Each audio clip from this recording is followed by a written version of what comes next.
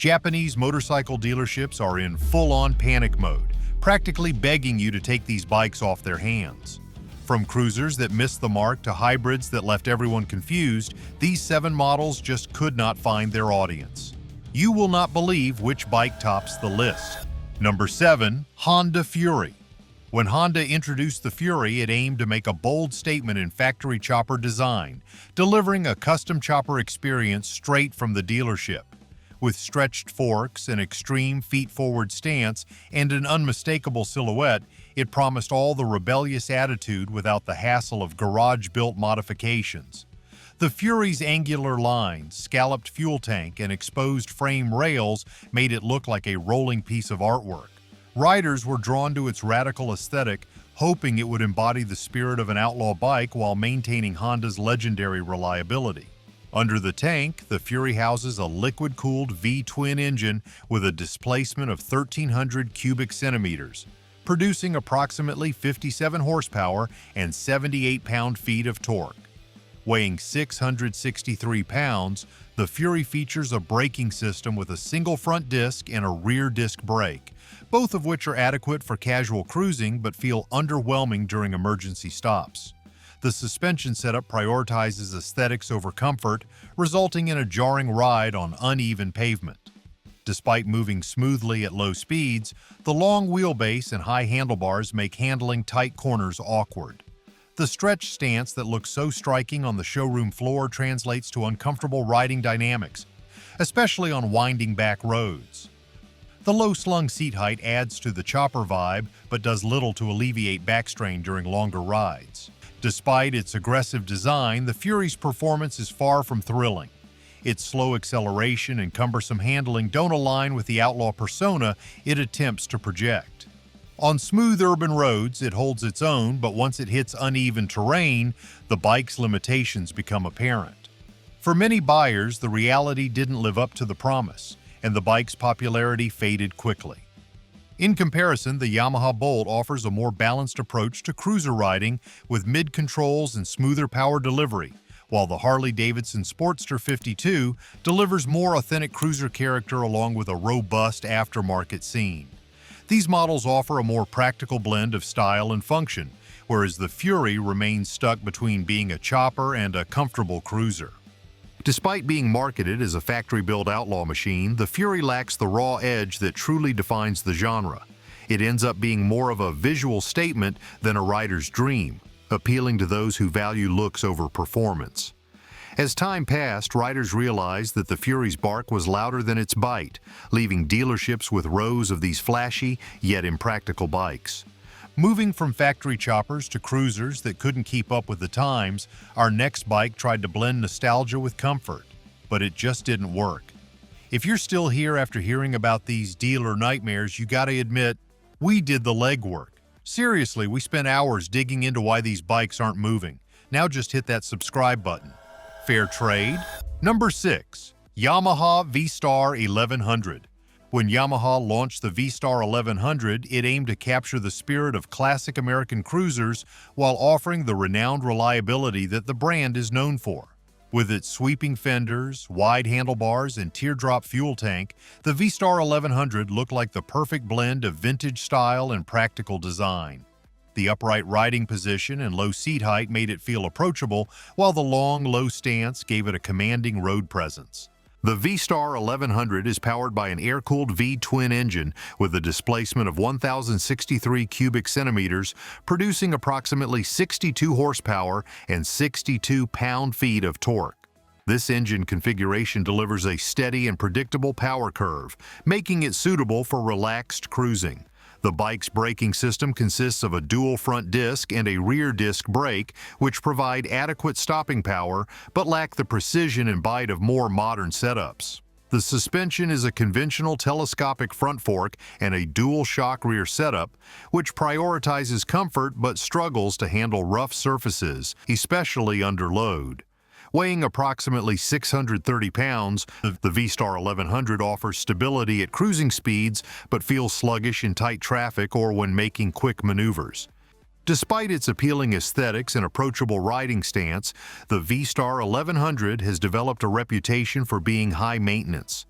One of the biggest drawbacks is the engine's valve adjustment interval. Owners are often frustrated to learn that the valves need inspection every 4,000 miles, a task that requires removing the exhaust system and air cleaner, which makes it labor-intensive and time-consuming. For many riders, this frequent maintenance schedule is a deal-breaker, as they would rather spend their weekends riding than wrenching. Additionally, the bike's air-cooled engine can struggle in stop-and-go traffic, especially during hot weather, which further detracts from its practicality. Compounding these maintenance headaches is the bike's carbureted fueling system. While carburetors were standard during the V Star 1100's heyday, modern riders have come to appreciate the convenience and efficiency of fuel injection. Cold starts can be finicky, and the choke must be manually adjusted until the engine warms up. This old-school approach, while nostalgic to some, feels dated compared to contemporary fuel-injected cruisers. The carburetor also contributes to inconsistent throttle response, particularly in varying weather conditions, which can make the bike feel unpredictable at lower speeds. Another issue that detracts from the V Star 1100's appeal is its sheer weight. Tipping the scales at over 630 pounds, the bike feels heavy, especially when navigating tight parking spaces or performing slow-speed maneuvers. The bulky feel contrasts sharply with the more agile and lightweight midsize cruisers on the market today. Even on the open road where cruisers traditionally shine, the V Star 1100 falls short. The lack of a sixth gear means that highway speeds can leave the engine feeling a bit strained, with vibrations creeping into the handlebars and foot pegs. This can make long-distance cruising less comfortable than on other bikes in its class. Riders who take pride in doing their own maintenance might be further put off by the bike's oil filter placement tucked in conveniently behind the exhaust pipes, making routine oil changes more complicated than necessary. When maintenance becomes a hassle, even a classic cruiser can lose its charm. Our next bike aimed for versatility but ended up stuck in a no-man's land. Number 5. Suzuki GSX-S 750. When Suzuki introduced the GSX-S 750, it aimed to combine the DNA of its legendary GSX-R series with everyday practicality. The concept was simple: a stripped-down sport bike that could serve as both a daily commuter and a spirited weekend machine. With aggressive lines, minimal bodywork, and an upright riding position, the bike presented itself as a versatile option for those who wanted sportiness without the discomfort of a full-on supersport. The exposed engine components and muscular stance gave it a rugged, no-nonsense appeal, while Suzuki marketed it as an ideal balance between urban usability and canyon-carving prowess. At the heart of the GSX-S 750 is a liquid-cooled inline-4 engine with a displacement of 749 cubic centimeters. It delivers approximately 98 horsepower and 58 pound-feet of torque. This power plant is borrowed from the previous generation GSX-R 750, detuned for a more usable mid-range, making it well-suited for street riding. The engine is responsive and the power delivery feels linear, but it lacks the exhilarating rush that many expect from a sport-oriented machine. The bike tips the scales at around 462 pounds, which makes it manageable in traffic but slightly hefty for more spirited riding. The braking system consists of dual front disc brakes and a single rear disc, providing sufficient stopping power. Suspension duties are handled by a conventional telescopic front fork and a rear monoshock, which offer decent damping but feel underwhelming when pushed hard through corners. Despite its sporty promise, the GSX-S 750 struggles to stand out in a crowded market. One of the primary issues is its generic styling. Unlike other naked bikes that boast bold, distinctive aesthetics, the GSX-S 750 appears somewhat conservative. The headlight design, while functional, lacks the aggressive flair seen on competitors like the Kawasaki Z900 or the Yamaha MT-09. Another downside is the lack of modern rider aids. In an age where traction control, adjustable riding modes, and quick shifters have become almost standard, the GSX-S 750 feels dated. The absence of these features becomes glaring, especially when comparing it to similarly priced competitors that offer more advanced electronics. While some riders may appreciate the raw, unfiltered experience, many potential buyers are looking for a bit more sophistication, particularly at this price point. Comfort also becomes an issue on longer rides. The upright riding position, while comfortable for short commutes, lacks the ergonomic adjustments that many modern nakeds now offer. The seat itself is somewhat narrow and becomes uncomfortable after about an hour of continuous riding. Combined with a fairly stiff suspension setup, the GSX-S 750 does not shine on extended trips.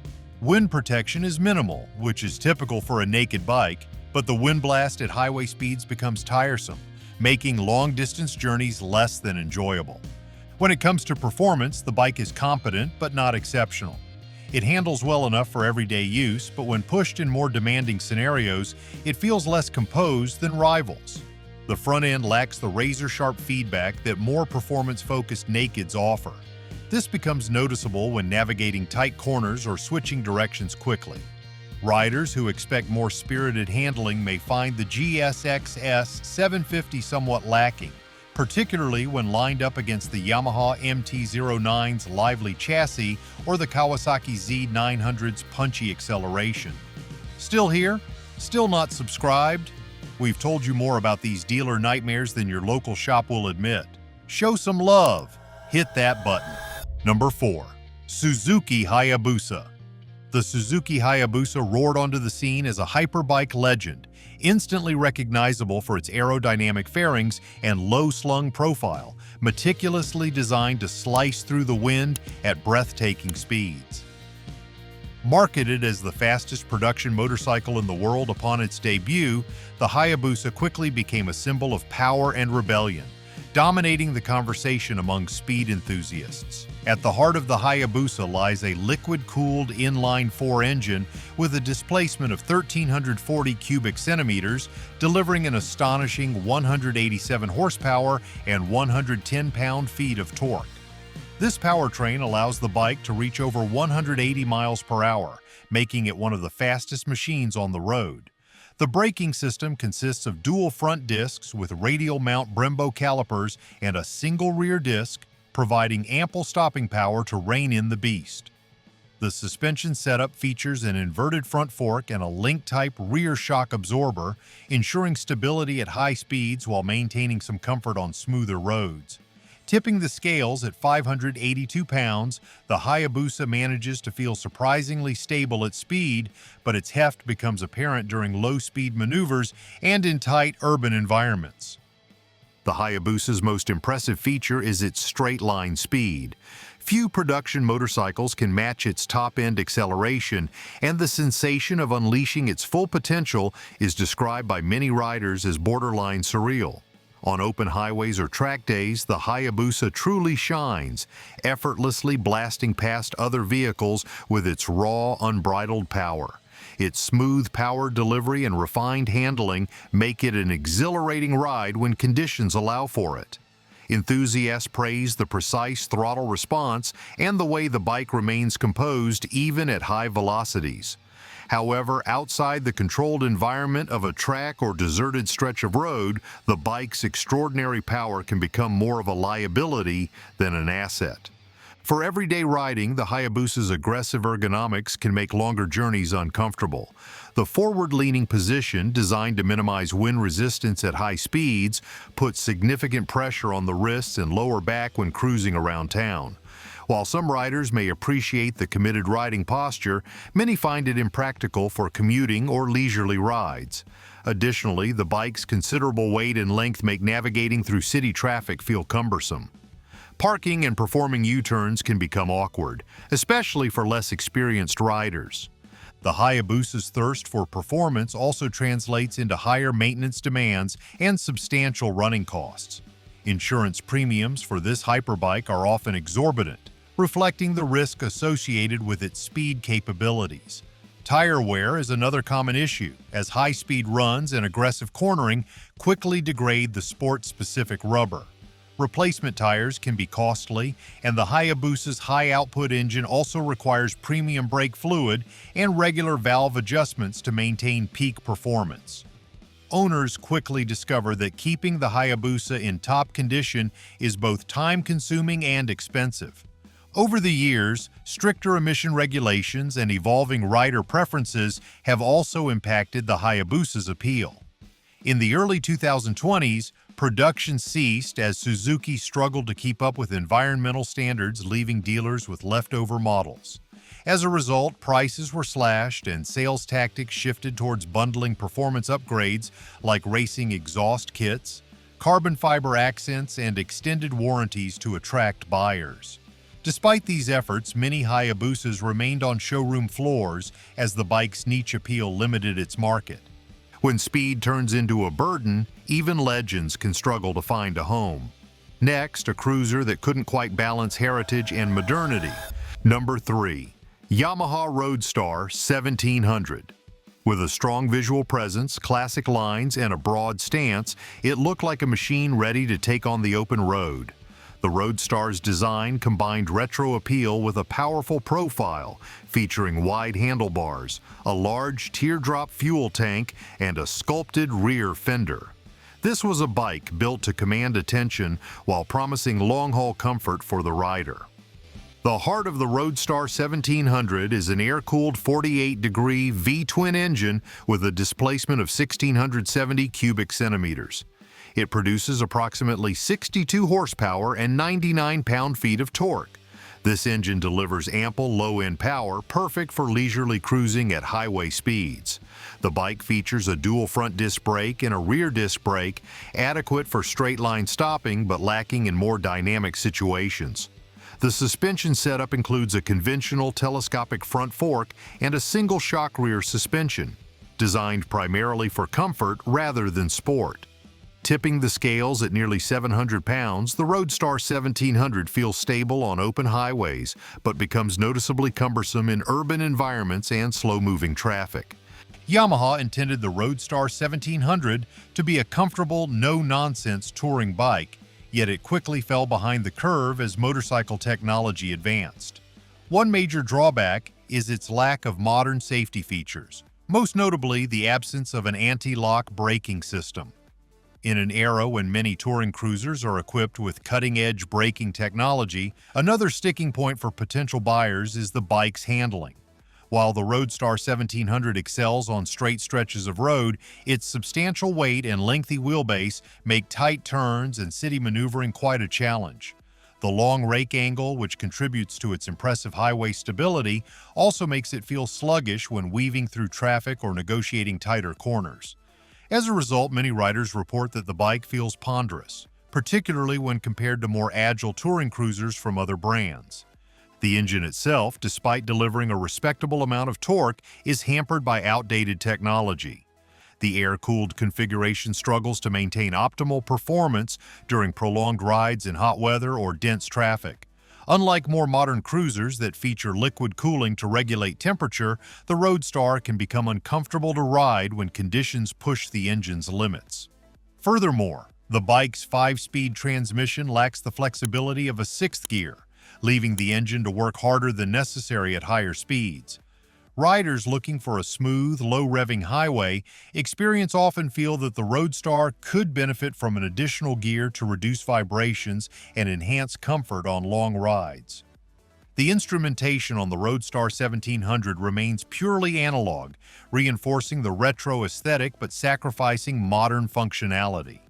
As touring bikes began to incorporate more advanced digital displays and connectivity options, the Roadstar's basic gauge cluster seemed increasingly outdated. Riders accustomed to GPS integration, ride modes, or even simple fuel range indicators often find the bare-bones setup frustrating. This lack of innovation left the bike feeling stuck in the past, even as other touring models embraced technological upgrades.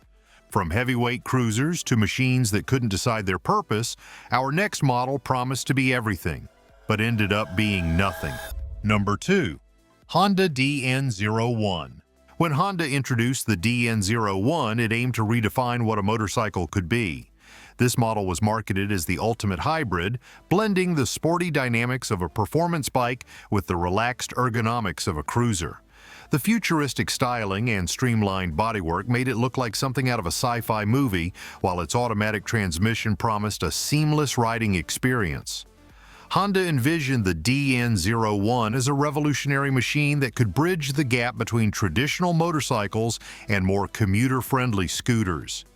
Beneath the sculpted body, the DN01 features a liquid-cooled V-twin engine with a displacement of 680 cubic centimeters, producing around 61 horsepower and 50 pound-feet of torque.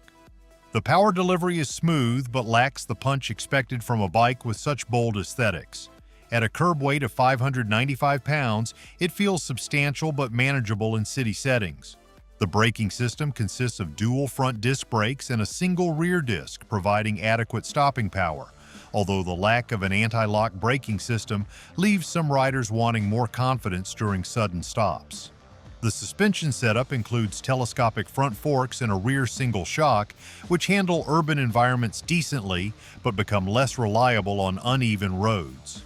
The DN01's most controversial feature is its continuously variable transmission, which eliminates traditional gear changes. While this was intended to appeal to both seasoned bikers and newcomers, it ended up satisfying neither. The throttle response feels muted, lacking the tactile engagement that many riders expect. Sport enthusiasts found the absence of manual shifting frustrating, while cruiser fans felt the bike's styling was too sleek and futuristic. The riding position is also an odd mix, neither aggressive nor particularly relaxed. With mid-mounted foot controls and a slightly forward-leaning handlebar setup, the bike never fully commits to any one style, leaving it stranded between sport bike agility and cruiser comfort. On paper, the DN01 seemed like a breakthrough, a motorcycle for everyone, but in practice it faced an identity crisis.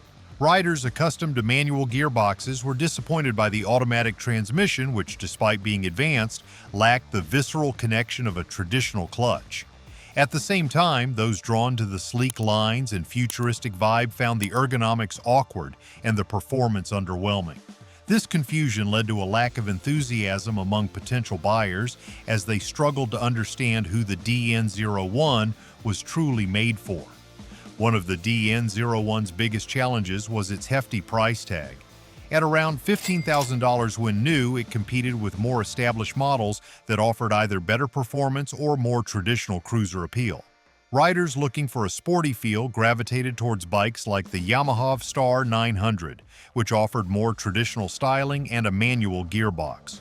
Meanwhile, those interested in easy commuting preferred the Honda NC 750X, which featured a dual-clutch transmission that offered both manual and automatic modes, along with better comfort and fuel efficiency.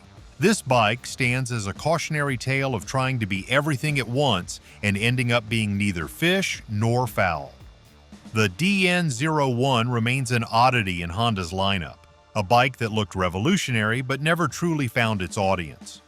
When a bike can't decide what it wants to be, buyers move on. Finally, the model that dealerships simply cannot move, no matter what they try. Number 1. Kawasaki Vulcan S. Drawing inspiration from the Ninja 650, the Vulcan S took a sporty parallel twin engine and placed it in a cruiser chassis, hoping to create the perfect blend of sport bike performance and cruiser comfort. Kawasaki marketed it as a bike that could be tailored to fit almost anyone thanks to its ergonomic customization system known as ErgoFit. The concept was simple: offer adjustable handlebars, foot pegs, and a seat height that could be modified to accommodate riders of varying sizes. This made the Vulcan S one of the most adaptable cruisers on the market. Underneath its sleek modern design lies a liquid-cooled parallel twin engine with a displacement of 649 cubic centimeters. This engine produces approximately 61 horsepower and 46 pound-feet of torque. The power delivery is smooth and linear, providing consistent acceleration without overwhelming newer riders. The Vulcan S tips the scales at 498 pounds, making it relatively light for a cruiser, which adds to its maneuverability. The braking system consists of a single front disc brake and a single rear disc brake, both equipped with an anti-lock braking system in most models, offering a reassuring level of stopping power. The suspension setup includes a telescopic front fork and a rear monoshock, providing a decent balance between comfort and control on city roads and light touring. Despite its practicality, the Vulcan S struggles to make a strong impression among cruiser enthusiasts. Its biggest flaw is the lack of the deep, rumbling exhaust note that cruiser fans crave. The parallel twin configuration does not produce the signature V-twin thump that Harley-Davidson riders in particular associate with a cruiser experience. Instead, the Vulcan S delivers a more refined and almost sterile engine sound, which feels out of place in a segment known for its rugged, visceral appeal. Moreover, the bike's design, while modern and stylish, lacks the classic cruiser aesthetic that many traditionalists look for. Another point of contention is the engine's character. While the smooth power delivery works for commuting and casual rides, it lacks the raw torque and aggressive feel that some expect from a cruiser. The Vulcan S feels more like a sporty commuter wrapped in cruiser styling rather than a dedicated cruiser. For those accustomed to the punchy torque of a traditional V-twin, the Vulcan S can feel underwhelming and too refined. This duality makes it challenging to market effectively, as it neither fully satisfies the cruiser crowd nor appeals entirely to sport bike enthusiasts. The Vulcan S also faces competition from models that lean more firmly into the cruiser identity. For instance, the Honda Rebel 500 offers a genuine cruiser feel with its V-twin engine and compact design, making it a popular choice among beginner and intermediate riders. Additionally, used Harley-Davidson Sportster models provide a more authentic cruiser experience, complete with the iconic rumble and extensive aftermarket support. These bikes appeal to those looking for that unmistakable cruiser character, something the Vulcan S struggles to deliver. Pricing for the Vulcan S typically starts around $7,500, depending on the trim and accessories. While this makes it accessible, many potential buyers find themselves drawn to alternatives that offer either a more traditional cruiser experience or a more exciting sport bike performance. Customization options, while a selling point, do not entirely compensate for the bike's perceived lack of identity. Riders who appreciate the adjustability often still find the overall feel of the bike lacking in personality compared to more dedicated cruiser models. That's the list. If any of these bikes surprised you, make sure to hit that like and subscribe button and let us know in the comments which one you'd take home. Thanks for watching. Ride safe, and we'll see you in the next one.